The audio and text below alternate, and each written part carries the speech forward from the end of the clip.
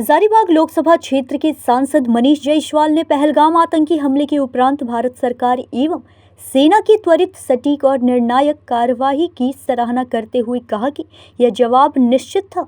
यह समय का प्रश्न नहीं, संकल्प का विषय था। उन्होंने कहा कि यह केवल एक सैन्य ऑपरेशन नहीं, बल्कि यह भारत की अस्मिता पर किए गए प्रहार का करारा उत्तर है। ऑपरेशन सिंदूर, यह नाम ही स्वयं गवाह देता है कि यह कार्रवाई उन वीर नारियों को समर्पित है जिनके माथे से सिंदूर मिट गया।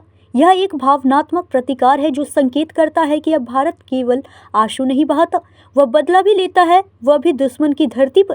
सांसद श्री जायसवाल ने विशेष रूप से इस बात पर बल दिया कि पहले के सैन्य अभियानों की भांति यह कार्रवाई कश्मीर क्षेत्र तक सीमित नहीं रही। इस बार भारतीय सेना ने पाकिस्तान के आतंकी बाहुल्य क्षेत्र घुसकर सफल ऑपरेशन कर यह सिद्ध कर दिया कि भारत की सैन्य क्षमता अब केवल सीमाओं की सुरक्षा तक सीमित नहीं है, बल्कि जहां से खतरा उत्पन्न होता है वहां जाकर उसे जड़ से समाप्त करना हमारी नीति बन चुकी है। जो सेना की कार्रवाई थी भारतीय सेना की, उस पर क्या कहेंगे? देखिए, सबको मालूम था, पूरा दुनिया को मालूम था, पाकिस्तान को भी मालूम था। उसके बाद भी आप देख रहे होंगे कि पिछले 7 दिन से बड़ा आडंबर चल रहा था कि हमारे यहाँ कुछ करेंगे तो हम ये कर लेंगे, वो कर लेंगे। हम लोग गए भी, मार के भी आए, कुछ नहीं हुआ।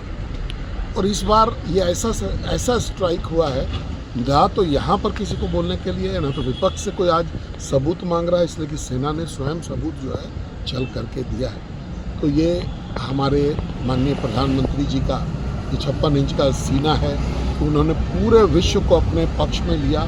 उन्होंने पूरे विश्व को समझाया कि भाई ये हम आतंकवाद के खिलाफ कार्रवाई कर रहे हैं, किसी देश के खिलाफ कार्रवाई नहीं है। और उसके बाद उन्होंने अपनी सेना का ऐसा प्रिसीशन स्ट्राइक किया जहाँ की एकदम आप देखे होंगे कि जो टारगेट सेट हुआ वही टारगेट हिट हुआ।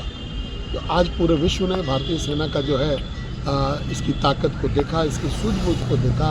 और अब ये जो लड़ाई है उग्रवाद के खिलाफ, आतंकवाद के खिलाफ, इसको हम लोग आगे लेकर के जाएंगे और उसको पूरी तरह से समर्पित करेंगे। विपक्ष तो ये मान रहा है कि इस तरह का अंजाम दिया है भारतीय सेना ने, लेकिन वह केवल भारतीय सेना की तारीफ कर रही है और जो नेतृत्व करता है प्रधानमंत्री का जिक्र तक नहीं कि इसको किस रूप में देखते? देखिए, सेना का तारीफ तो करना ही चाहिए, क्योंकि हमारी रीढ़ की हड्डी है वो। अगर वो नहीं रहेंगे तो कोई भी व्यक्ति हिंदुस्तान में आराम से सो नहीं सकता।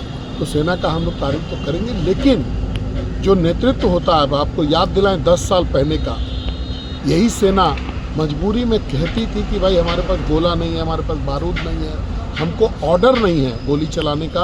अगर पाकिस्तान की तरफ से गोली आता है तो हम लोग वापस गोली नहीं चला सकते। और आज 10 साल के बाद मोदी जी के नेतृत्व में यह समय इतना बदला कि आज इनको पूरी आज़ादी है कि अगर कोई उधर से गोली चलता है तो इधर से आपको गोली चलाना ही है, ये भी आदेश है। आज सेना ने जो पराक्रम दिखाया है ये डेफिनेटली सेना का है, लेकिन जो लीडरशिप है, वर्तमान में जो सरकार है इस देश में, नरेंद्र मोदी जी के अंदर में जो सरकार चल रही है, उसने अपना जो इरादा बनाया उसी से ये संभव हो पाया। हजारीबाग से संजय लाल विश्वकर्मा की रिपोर्ट।